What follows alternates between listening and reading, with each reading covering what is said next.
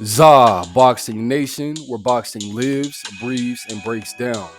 Today is August 14th, 2025, and today's headlines are packed from terrifying emergencies to massive fight announcements in the heavyweight division. We've got it all here. Let's break this all down.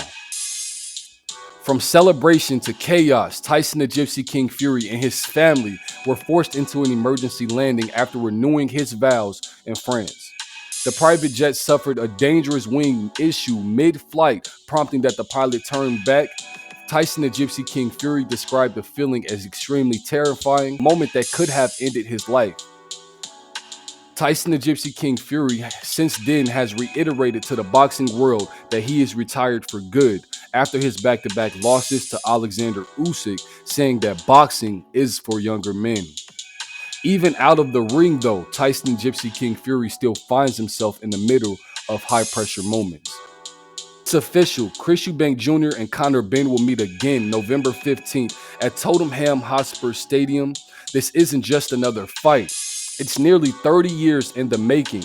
Their fathers, Eubank Sr. and Nigel Benn, fought twice in the early 90s in two of the most iconic British boxing events of all time. The first fight in 1990 ended in a ninth round TKO win for Eubank Sr., while the rematch in 1993 was a brutal war that ended in a split decision draw. Those nights defined an era of UK boxing and created one of the sport's greatest rivalries that's still talked about today. Now the Sons can carry that same fire, but with their own legacies at stake. The first meeting between Eubank Jr. and Conor Benn was filled with bad blood, unanswered questions, and controversy. Promoter Eddie Hearn promises that the sequel will be even more brutal and more personal than the first fight. This fight isn't just about titles or about rankings, it's about family, honor, and national pride, and settling the score that has been brewing for almost 3 decades. Expect fireworks in that stadium. Next up, we have Gervonta Davis, who is cleared of domestic violence charges after prosecutors in Miami-Dade dropped the case. They cited a lack of independent evidence and the accuser's decision not to press charges. With this behind him, Gervonta Davis can now focus again fully on his career. The fight many fans want to see is the rematch with Lamont Roach. Their first fight ended in a draw, leaving the WBA lightweight scene unsettled. In the second fight, there will be no room for debate. Someone will walk away with the win, but if that fight can't be made right now, I believe that there's still plenty of names for Gervonta Davis. Shakur Stevenson is still calling him out. Keyshawn Davis will be a massive fight. There's a lot of guys in this division. Or even a jump up to 140. We've been seeing Gervonta Davis lifting a lot of weight. So a jump up to 140 and him facing a guy like Teofimo Lopez, Tank's explosive power would make him, a draw against anybody in that division. Now, this Saturday, August 16th in Riyadh, this will host the most dangerous heavyweight fight. Undefeated 20-year-old Moses Itauma versus veteran Dillian Whyte, the body snatcher.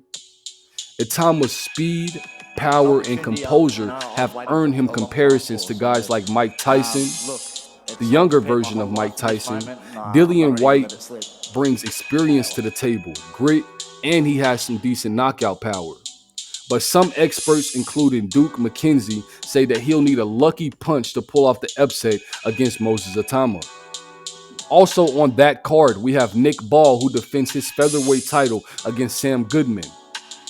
This is going to be a tremendous night of boxing. Let me know what you guys think about that whole card in the comments below. Now, breaking news. Keith one-time Thurman, who's 31 wins, 1 loss, and 23 big wins coming by way of knockout, is returning to the ring on October 18th in Las Vegas against Sebastian the Towering Inferno Fundora. Fundora is 21 wins, 1 loss, and 15 big wins coming by way of knockout. Fundora is fresh off a huge rematch win over Tim Tszyu. and is already stepping into another major fight. This is massive for the 154-pound division. Thurman is a household name, a former unified welterweight champion who shared the ring with the likes of Manny Pacquiao, Shawn Porter. But Sebastian Fundora is 6'6", southpaw with relentless output and a dangerous inside work. Stylistically, this is a fascinating matchup. Keith one-time Thurman is extremely slick. His footwork, sharp counters, and his timing against Fundora's freakish size, stamina, and ability to a win for Keith Thurman puts him right back at the title picture and potentially sets up huge fights with the likes of guys like Jermall Charlo if Errol Spence decided to get back in the mix. But Fundora wins this fight. A win over Keith Thurman will solidify his case as one of the most dangerous threats in this division. This isn't just a fight. This could completely shift the balance of the power in this division. Let me know how you guys feel about that in the comments below.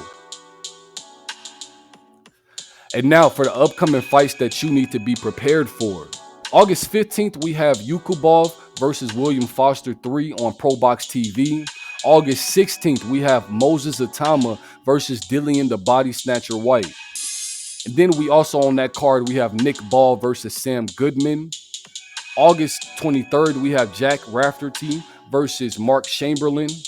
August 23rd or the 24th, we have Yankael Rivera versus Angelino Cordova. Then September 13th, we have the mega fight Saul Canelo Alvarez versus Terrence Bud Crawford for undisputed super middleweight supremacy.